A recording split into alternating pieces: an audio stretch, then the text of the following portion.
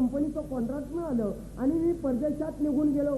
त्या 10,000 माणसं माझ्या हाताखाली काम करताय. वा वा, म्हणजे मोठा कंत्राटदार झालाच की. अरे पण कॉन्ट्रॅक्टाचं निम्म काम आटोक्यामध्ये आलं आणि इराकचे अध्यक्ष सद्दाम हुसेन त्यांनी केलं ना कुवेतवर आक्रमण केलं. युद्धाला सुरुवात झाली आणि त्यावेळेला आम्ही 10,000 माणसं त्या ठिकाणी गुंतलेलो होतो.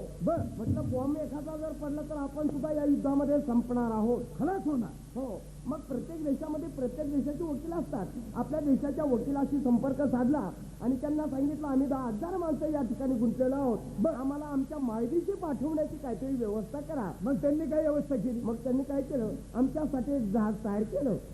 म्हणजे तुम्ही विमानानं न जाता जहाजाने जा. मग जहाजामध्ये 10,000 माणसं भरली आणि आम्ही आमच्या मायदेशी निघालो. जहाज समुद्राच्या मध्यभागामध्ये आलं आणि लागलं ना डगमगायला. अरे बापरे. जहाज डगमगायला लागला. कॅप्टनने इशारा केला, प्रत्येकानं आपापला जीव वाचवण्याचा प्रयत्न करा. बरोबर. मग खरं सांग, शेवटच्या क्षणी माणसाला देवाची आठवण होत असते. होती. देवा आता तूच वाचव, तुझ्याशिवाय मला दुसरा वाचवायला कुणीही नाही रे. शेवटी देवाचीच आठवण होते. मग अनेक धर्माची माणसं आमच्यामध्ये होते. ख्रिश्चन होते. त्यांनी येशू प्रभूचा धावा केला.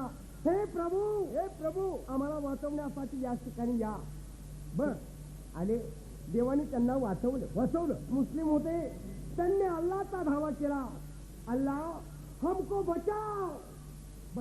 अल्लाह सुद्धा आले आणि त्यांना सुद्धा वाचवलं. राहिली आपली हिंदू मंडळी.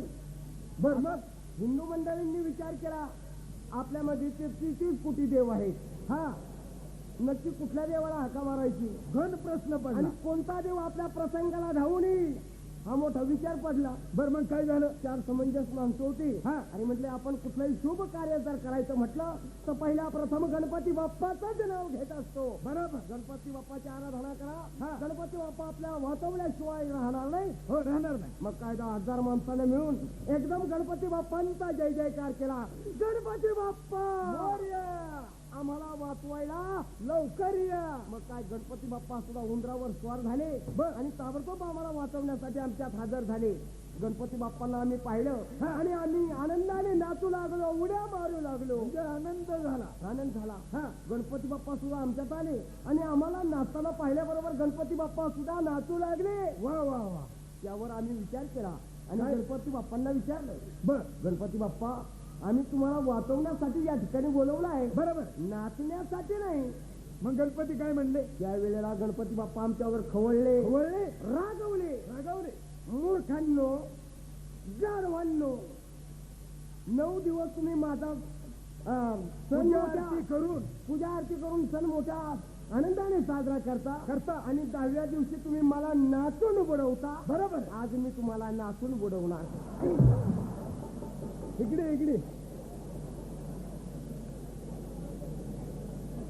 नव, तू खरोखरीच सांगितलं का दाटूक मुटूक सांगितलं? काय गणेश चतुर्थीपासून मला अशी स्वप्न पडायला लागली. म्हणजे स्वप्नातलं होतं का? स्वप्नातलं होतं. बरं जाऊ दे, आपल्याला गावात कामधंदा नाही, आपण मोकळे फिरतोय आणि धंदा करायचा हवा तर त्याला भांडवल नाही. तेव्हा तुला काय माहितीये का, आपले जेव्हा जिवलग मित्र सुधाकर पोटी साकुरीकर, अरे हो, परवाच मुंबईवरून आला, बरी आठवण केली. त्याच्याकडे जाऊ आणि त्याच्या सल्ल्याने काहीतरी उद्योग व्यवसाय करू. बोलावून घेते. हो सुधाकर पोटी, काय बरं चाललंय बाबांनो? ठीक आहे. मुलं माणसं, लेकरं बाळ, पोरं बाळ सगळे काय आनंदात आहेत ना? मुलं बाळ, लेकरं बाळ, पोरं सोरं सारे एकच होते, सगळे एकच होते. पण आनंदात आहेत ना? आनंद कुणाचाही चांगला असावं, त्याच्या पाठीमागे आपला असावं, ही माणसांनी नेहमी सदिच्छा बाळगली पाहिजे. कारण की लहानपण देगा देवा असं माणूस का म्हणतो? कारण की त्या लहानपणामध्ये काहीतरी सत्य आहे. देवाकडे लहानपण मागितल्यानंतर काही लगेच आपल्याला मिळतं का? नाही. माणूस एकदा जीवनाची वाटचाल पुढे करायला लागला म्हणजे पाठीमागे बघायला त्याला सवड सुद्धा मिळत नसते. कारण माणूस एकदा बालपणातून तरुणपणामध्ये आणि तरुणपणातून म्हातारपणाकडे आणि म्हातारपणामधून या जगामधून एक दिवस जाणं आहे. परंतु माणसाने तसं जाऊ नये. जगून मरू नये, मरून जगावं. वार वाढल्याची म्हणा आहे, मरावे परी कीर्ती उपे उरावे. माणूस जर या जगातून नाहीसा झाला तरी त्याची कीर्ती या जगामध्ये आजरमर राहिली पाहिजे. असं माणसाने काहीतरी कर्तृत्व करून दाखवायला पाहिजे. याच्याकरता काय लागतं? संगत चांगलीची धरावी लागते. संगती संगत दोष. माणसाने चांगलीची संगत केली म्हणजे चांगले गुण पदरामध्ये पडतात आणि वाईटाची संगत केली म्हणजे वाईट गुण पदरामध्ये पडतात. बरोबर. आता तुमच्यासारखे 4 नालायक मित्राच्या संख्येनं कुणाचं चांगलं होईल असं वाटतं? आम्ही नालाय का आम्ही नालाय काही तुम्हाला नाही म्हणत त्यातला एक भाग मी सांगतो हा, आपल्या गावामध्ये रिकाम तिकडे फिरण्यामध्ये काही आहे का तथ्य नाही ना. गावातली चार शहाणी माणसं आपल्याकडे बोट दाखवून म्हणतात त्याला नालाय की नको याच्या नादी लागायला हो. परंतु चांगलं जर वागलं तर चार लोक म्हणतात जवळ ये म्हणतात आणि चार लोकांनी जवळ ये म्हणावं असं काहीतरी माणसाने करून दाखवलं पाहिजे केलं पाहिजे. आजकाल आपलं सरकार बघा तरुणांना सुशिक्षित बेकारांना ओरडून सांगतंय काय तरुणांनो तुम्ही रिकाम तिकडे फिरू नका काहीतरी उद्योग करा धंदा करा नोकऱ्या सोडा आमच्याकडे या आमच्याकडून भांडवल मागा असं सरकार ओरडून सांगतं परंतु त्याचा फायदा कोणी सुद्धा करून घेत नाही नाही ना. अरे पाठीमागं संजय गांधी निराधार योजनेचं वाटप झालं बरं. घेतणारे कोणी तुमच्यातल्याने फायदा करून अरे आम्ही गावात हजरच नव्हतो. मला माहिती तुम्ही सारखे स्टँडवर असता कोण चहा सांगतंय कोण मिसळ चालतंय बजेट हाताने उचलीत असता इतके हलकट आम्ही आहोत का? अरे मग काहीतरी लक्ष दिलं पाहिजे त्याचा फायदा मी करून घेतला तू काय केलं हे सांग. अरे बँक ऑफ इंडिया कडून 25,000 रुपयाचं कर्ज काढलं बर तू सरकारी पैसा वाईट कामाला लावायचा नाही म्हटलं याचा काहीतरी फायदा करून घेतला पाहिजे याचं उत्पन्न वाढवायचं आणि सरकारला दाखवायचं हो. म्हणजे दुसऱ्या वेळेस कर्ज मागायला आपल्याला सरकारकडून ना करायचं त्या 25,000 रुपयामध्ये उत्पन्न वाढवायचं दृष्टिकोनातून